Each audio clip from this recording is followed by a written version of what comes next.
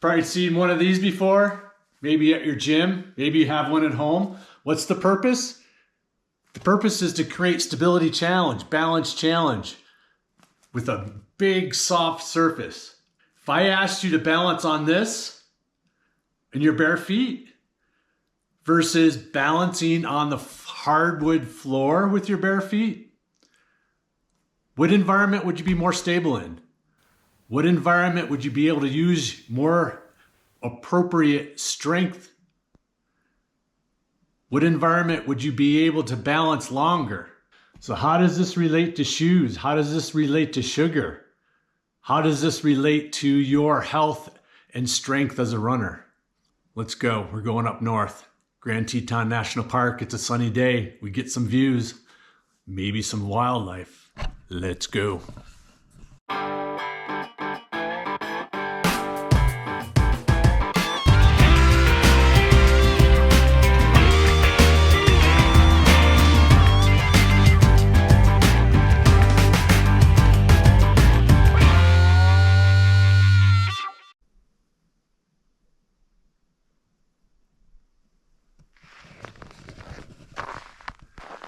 Well, the truck says 8 degrees, which is just about perfect.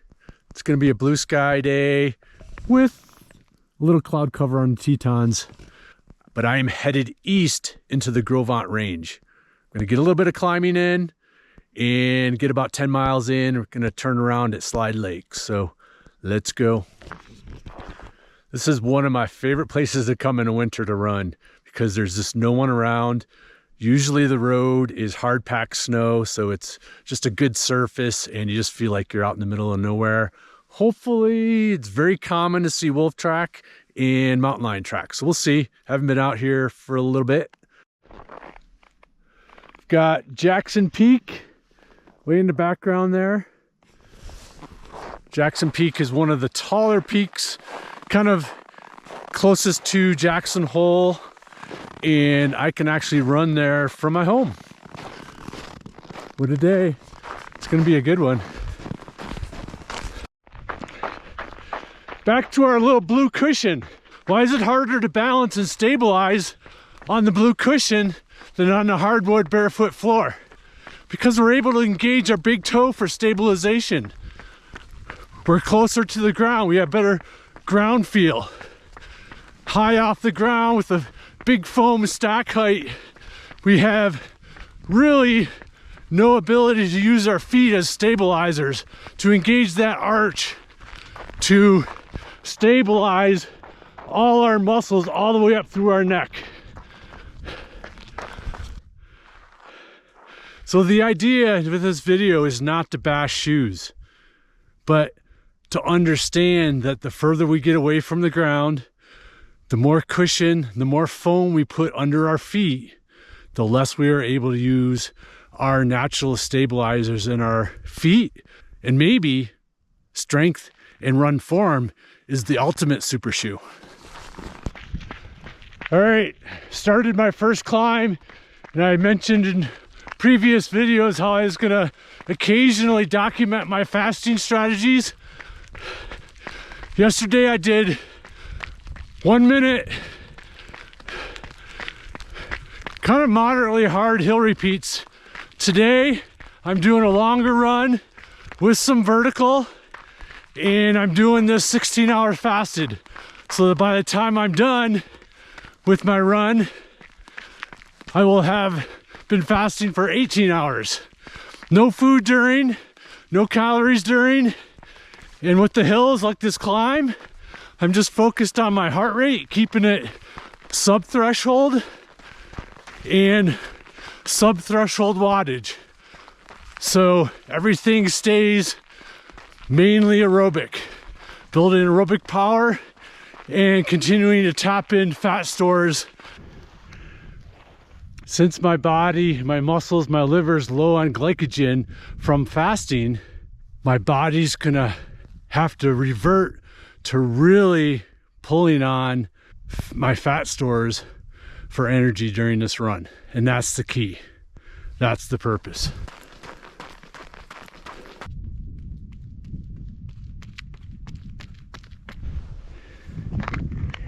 And here, kind of looks like a little bobcat. No claws. It's not too heavy on the snow to poke through, so looks like a bobcat. Well, just enough wind and just enough clouds to kind of really shade the Grand Teton from a really, really good view today. But speaking of glycogen, glucose, or sugar as it is, we all know sugar is bad for us.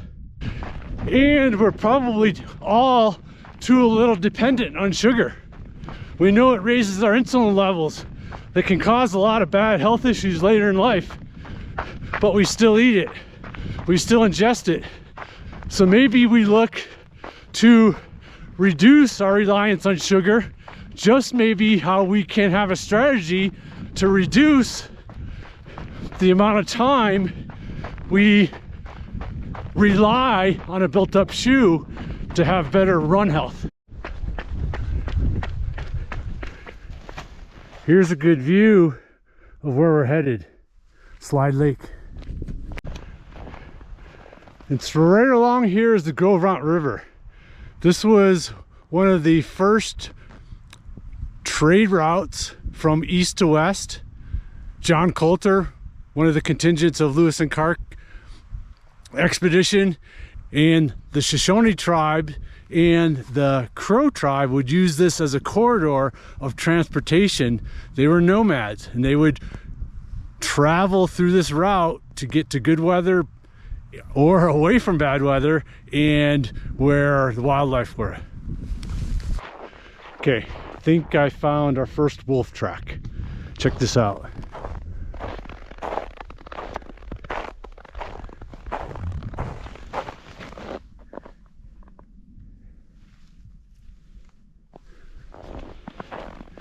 The reason it's wolf is you can see the claws. Check out his gait, or her gait. Look how long. For me, that's almost a 6 foot distance from front to rear.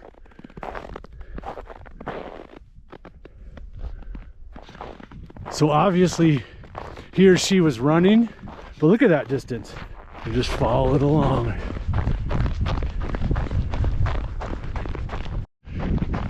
I'm gonna get the date wrong, but Yellowstone reintroduced wolves maybe about 25 years ago, and some of the packs have grown and come further south into Grand Teton National Park. So that's what we're seeing today. Quite often when it's not this windy, you can hear them howling along through here. It's pretty cool.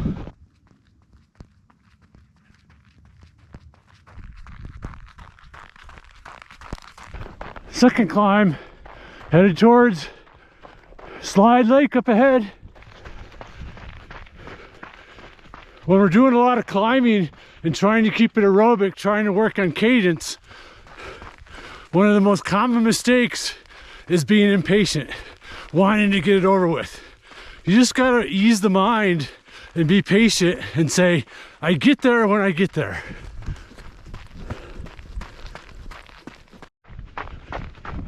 Let's be honest, barefoot runners get injured, shod runners get injured, minimal runners get injured, maximal runners get injured. Barefoot runners can perform very, very well. Maximal runners can perform very, very well. Super shoes can perform very, very well for some. So it's kind of confusing out there. Got a little mule deer up here. Now you know why the wolf are on the road, because this gets lots of sun, melts the snow a little bit more in other areas, and the deer have a little bit more to eat. Therefore, they become prey. And we're approaching Slide Lake. So here's Slide Lake. Slide Lake was formed back in the 20s, just at the southwest corner of the lake, there was a mudslide. It let loose and created a dam that created the lake. And that dam actually broke before the Corps of Engineers could come in. And the dam broke and flooded the small town of Kelly, killing several people, and led to quite an exodus from the town of Kelly into Jackson, where Kelly was maybe going to become the more prominent town because it was closer to the river. So herein lies the purpose of this video. If leg stiffness and cadence and frequency are the two things that really affect performance and injury prevention, what is the one thing that those both have in common? And that's our foot strike. And it has been proven hands down that forefoot striking eliminates force production on landing and improves cadence and leg stiffness. Whereas heel striking increases ground contact time, increases force upon impact, reduces leg stiffness, and puts stress in other areas that lead to common injuries.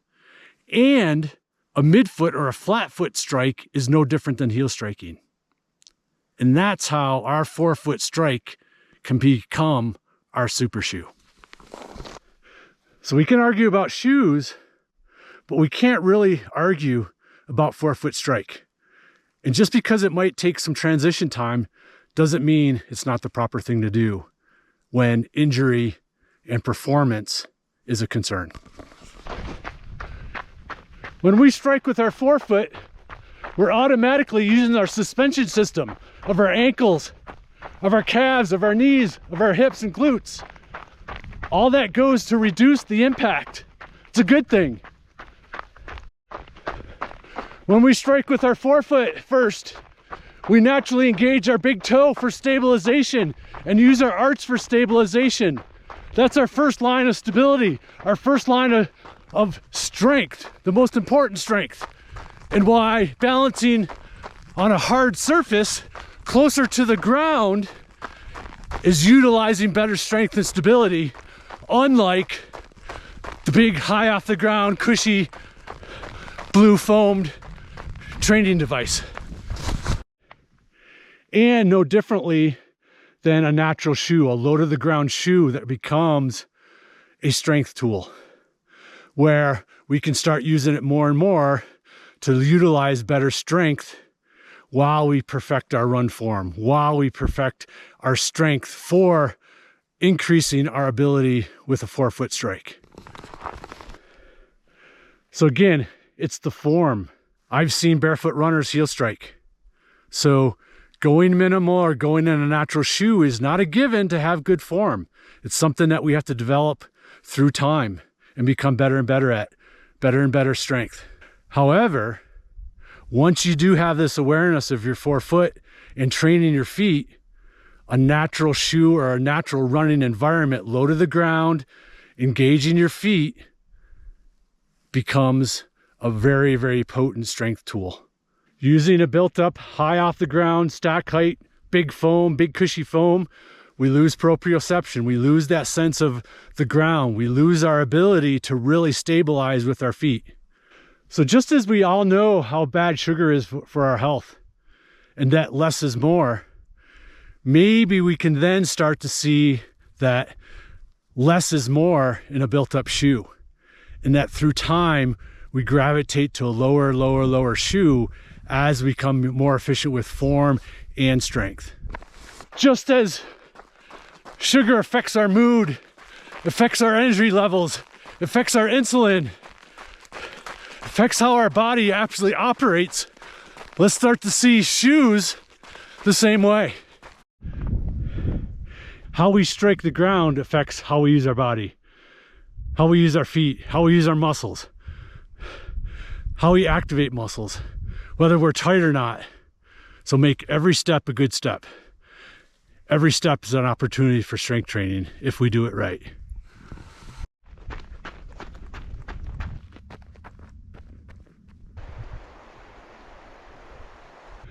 Okay, I'm on my way back, and I can hear the pack of wolves.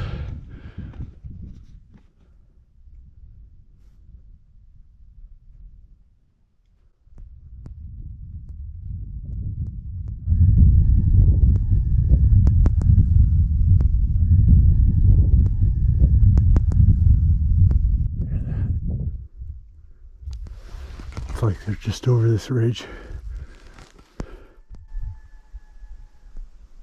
Another one. There.